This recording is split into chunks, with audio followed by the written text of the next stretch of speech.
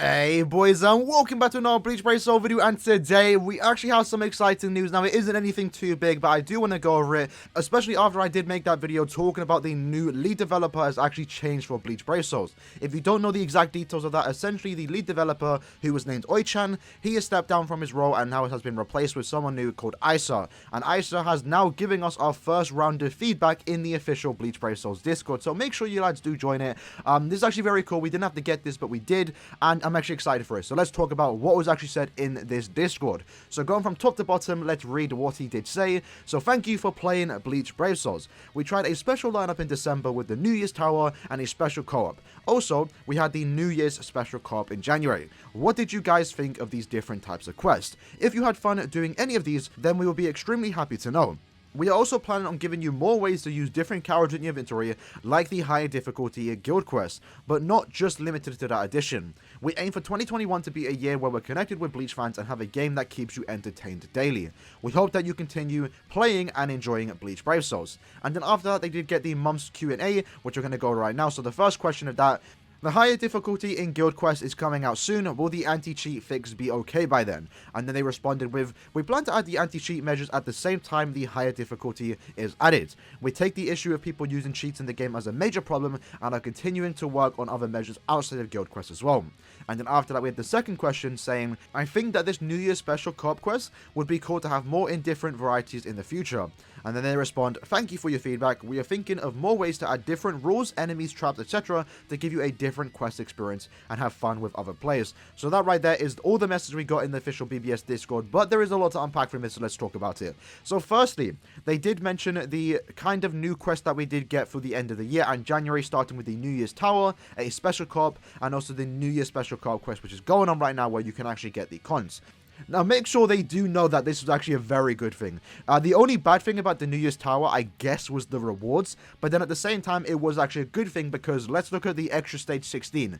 That was a very hard quest because you had to clear in 3 minutes. You had very little damage buffs. And essentially, you had to have a max transcended character or someone like Tokinada at level 10 attack. If you didn't have those, then you probably struggled to beat it. And if you didn't beat it, then you didn't miss out on much because it wasn't that much of a big thing. You only missed out on like a brace or summon ticket. If the rewards were better, I think some people would have complained, and then some people also did complain the fact that the rewards wasn't as good as they could have been, which personally for me, the way I stand, I don't mind. I think the rewards we get every month, the amount of orbs we get every month is perfectly fine. I don't think we get too little, and I don't think we get too much. It would be nice to get a bit higher, but this right here, the only problem I had with the New Year's Tower was pretty much nothing, actually. I think it was a very cool addition to the game. It gave us more content. That's what I like to see. Sometimes, if they give us a new game mode, if they give us something to do every single day, even if the rewards aren't good, I'm happy for it. And I really liked how they handled this quest. Even though the final tower extra stage was a bit hard, it wasn't that big of a deal if you missed out on it. So I actually thought it was quite fun, and I'm hoping they do keep this up.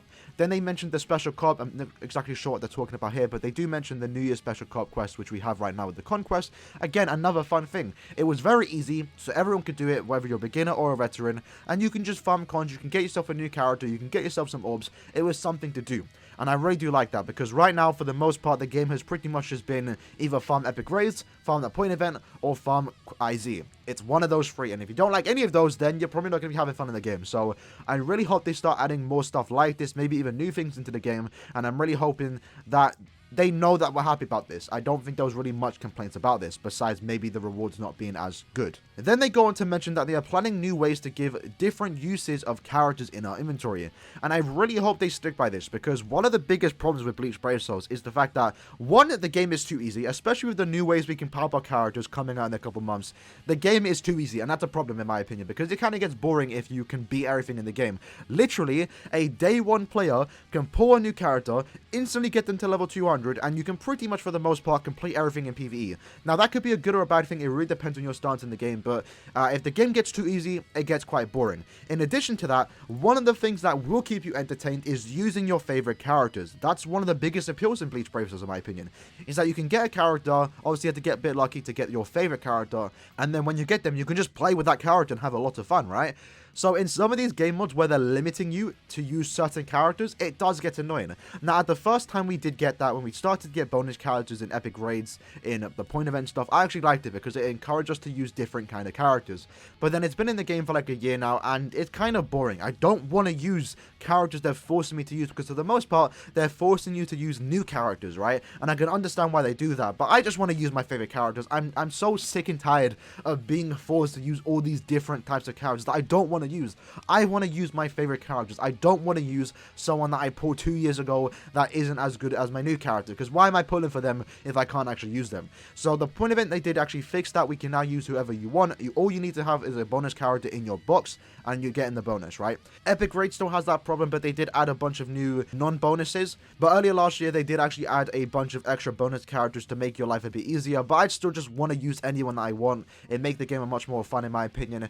And then obviously IZ, where that game mode is pretty much dedicated to having 5 characters being used at all times. Sure, you could carry someone, and actually I'm kind of doing that now. I'm actually not even using Maruka anymore. I'm using the character of my choice, and I'm just carrying the 3 Marukas because I find the game more fun like that. I'm sick and tired of being forced to use certain characters. So this right here, planning more ways to use different characters, I'm looking forward to it, but at the same time, this could also mean more bonus characters. We have to wait and see. But if they're adding more types of different quests where you have to use bonus characters, or just use anyone in your box, either way, I'm looking forward to it. Anything new into the game, in my opinion, is a good thing. Just a small rant right there. And then going on from that, let's talk about the Q&A, which actually did give us a pretty decent amount of information. So going into this month's Q&A, we do have the heightened difficulty in GQ is coming out at the end of the week, and the anti-cheat, which honestly I thought was into the game right now, will be added by then. So the new GQ is going to add a new anti-cheat, and I'm really hoping this fixes it, because it's so obvious what guild is modding. It's very obvious. Some try and go undercover, just get a reasonable amount of score, but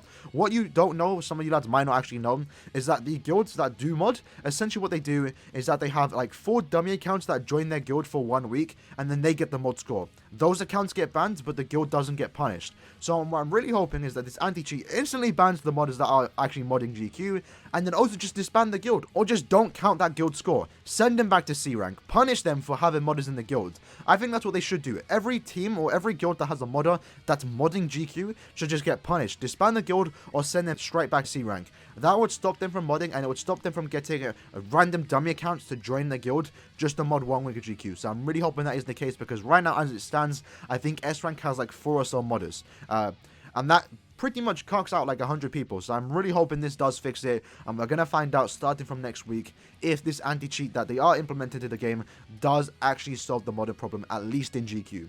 And they do mention here that they are also trying to consider measures outside of GQ to stop modders as well. So maybe in a couple of months' time, maybe even next week, GQ modders might not be a thing anymore, and I'm really hoping that's the case, because right now, it just discourages too. There's no reason to even go serious in GQ anymore when there's just modders stopping you from getting S rank or staying in S rank. And even then, staying in S rank doesn't even give you the best of rewards, so it's just really not worth the hassle right now when there's modders running around in GQ. So hopefully this can fix it, and we're going to have to wait and see exactly what's going to happen next week when that does get implemented. And the second question, they did mention the New Year's Special Co-op quest, talking about different varieties in the future. I'm looking forward to this. Hopefully this can come back. I think it's a really cool addition to the game. It gives us a decent amount of orbs, 125 just for maxing the 6-star. And then it also just gives us a new character to play with. I think a lot of people were excited to have a free con. Some people even went ahead and actually max transcended them. I will be there soon, don't worry. I think it's a cool thing. Now, the only bad thing I dislike about this is the fact that it's an old character. Con is cool because it's Con, but the character himself is very bad and almost not even worth using, even max transcended. So I'm kind of hoping that in the future they start giving us better characters. Give them nerf stats, so even if you do max transcend them, they're not as OP as they can be, but I'm hoping that they don't just give us reskins of like 5-year-old characters. Maybe 1-year-old, 2-year-old characters reskinned with a different attribute would be quite fun. Either way, I'm looking forward to it. Even if it's a good character, even if it's a bad character, it's still something to farm. It's a way to get free orbs, and also in a way to get free transcendence points. So I'm looking forward to it. I'm very excited about that. And with that, lads, that was basically the first round of feedback that we did get with the new lead developer in hand, Isa. Shout out to Isa. Isa is going to be the savior of BBS. I'm looking forward to what he's going to be doing in the future. Already, it's looking like a good thing. saying they're implementing the anti-cheat starting next week with the new GQ. And they also did mention that they are looking forward to our feedback from, you know, the new types of tower. I think most people were actually quite excited about that, quite happy about it. Some people were a bit annoyed by it, but that's perfectly fair. Everyone has different opinions. No one's invalid. So with that, lads, that was basically the video. Hope you guys did enjoy it. Let me know in the comments below what you guys think about this. What are you most excited for? How do you feel about the feedback that we are getting? I think most people are looking forward to the anti-cheat because it does get a bit ridiculous with all the models running around. So that being said, I'm ending here. I'm going to have a prediction video up later today, so make sure you guys are subscribed for that. We're going to be talking about the end of the month banner, which we have no idea what it might be. It's either Valentine's or it's even Comfy World. We're going to talk about it in that video, so make sure you guys are subbed for that. That being said, I'm going to end it here. Hope you guys did enjoy it, and I'll see you at the next one. Peace.